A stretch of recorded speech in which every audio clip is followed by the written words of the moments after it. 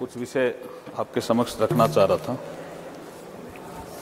अध्यक्ष महोदय, ये कॉन्स्टिट्यूशनल अमेंडमेंट बिल है और महत्वपूर्ण बिल है। महिला सशक्तिकरण की दिशा में एक ये पेपर ले करना है अभी तो आपको आइटम नंबर 1 का। 9 बोला ना आपने? 9 नहीं, 1 बोला। ओ 1।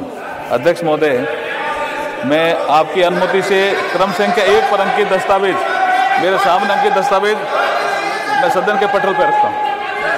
आइटम नंबर 5 सुभाष सरकार,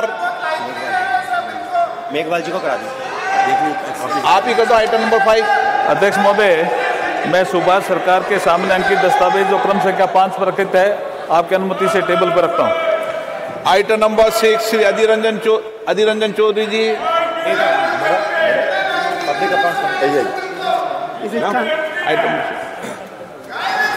Sir, I rise to present the report number 74th and 75th, Hindi and English versions of the Public Accounts Committee 2023-24 as listed against my name in today's list of business serial number 6.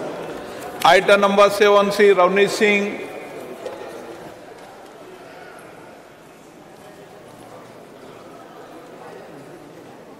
आप बोलना शुरू करो, mic चालू हो जाएगा।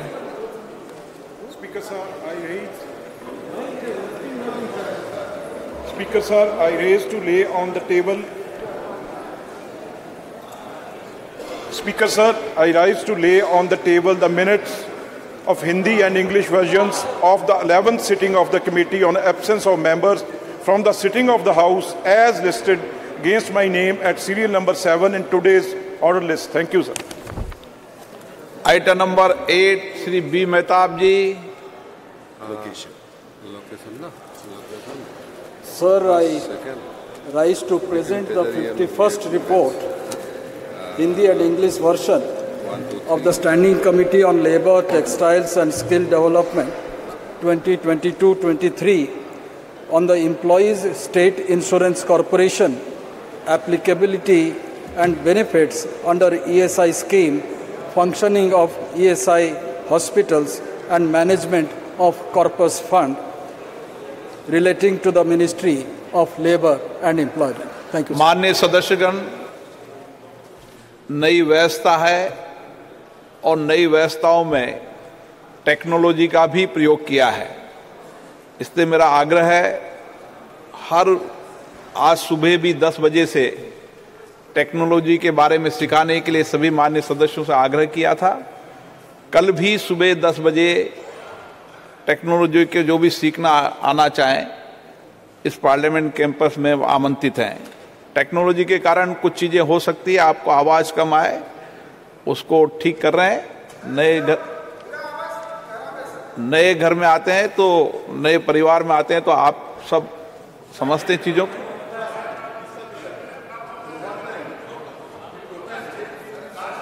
जी, whether any paper circulation can be circulated at least for few days. ठीक है। और इसीलिए इस नई व्यवस्था में सभी लोग आसन का सहयोग करेंगे, ऐसी मेरी अपेक्षा है। जो कुछ भी व्यवस्थाओं के अंदर आपको लगे मुझे बताएं।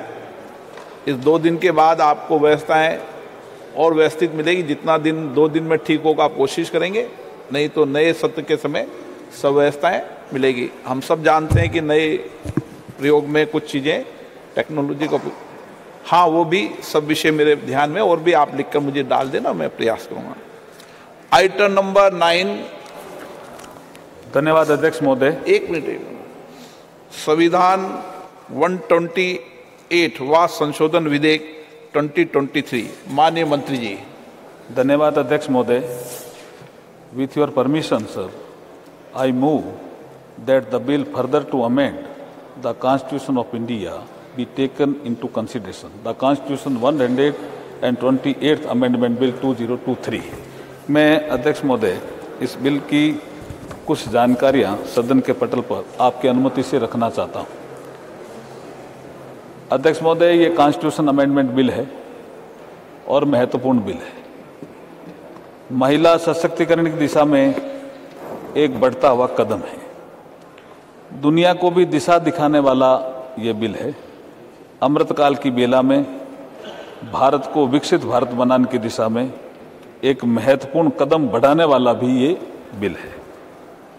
माननीय अध्यक्ष महोदय, जैसे मैंने कल जिक्र किया था कि बाबा साहब भीमराव अंबेडकर जी ने 25 नवंबर 1949 को जब संविधान बन गया था और उनका अंतिम भाषण था, तो उन्होंने एक चेतावनी दी थी कि 26 जनवरी 1950 को राजनीतिक समानता तो प्राप्त हो जाएगी, लेकिन सामाजिक और आर्थिक क्षेत्र में जो असमानता रहेगी उसे आने वाली सरकारों को दूर करना होगा।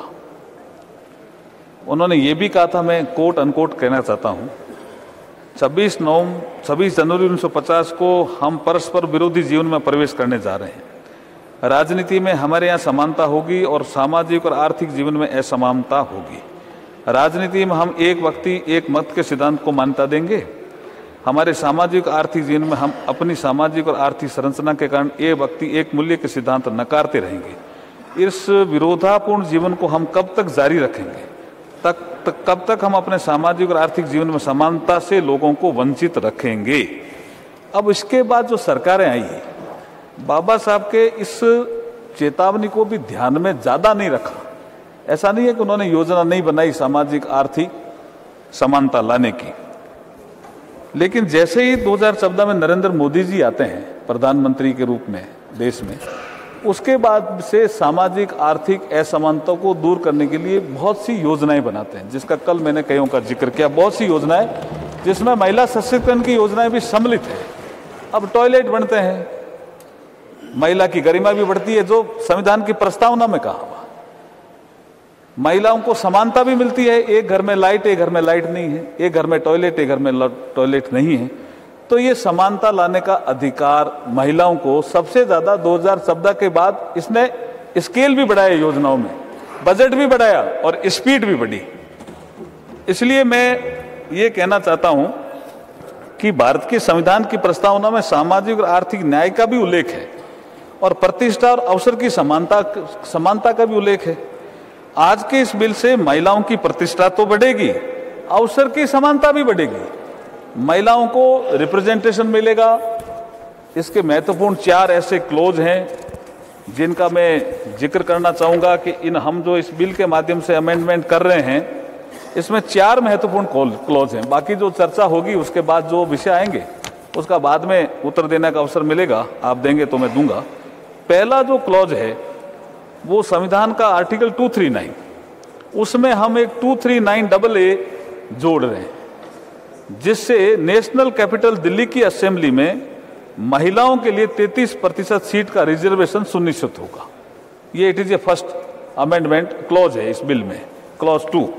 फिर हम दूसरा क्लॉज 3 जोड़ रहे हैं, जिसमें 330 आर्टिकल जो संविधान का है उसमें 33A एक हम सेक्शन जोड़ रहे हैं, आर्टिकल जोड़ रहे हैं, जिसके अनुसार महिलाओं के लिए लोकसभा में 33% आरक्षण होगा। लोकसभा में ये बहुत बड़ा कदम है अध्यक्ष जी, बहुत बड़ा कदम है। और तीसरा संशोधन बिल के क्लॉज 4 के अनुसार संविधान के आर्टिकल 332 के बाद एक नया आर्टिकल 33A जोड़ा जा रहा है, जिसके अनुसार महिलाओं के लिए स्टेट लेजिस्लेटिव असेंबली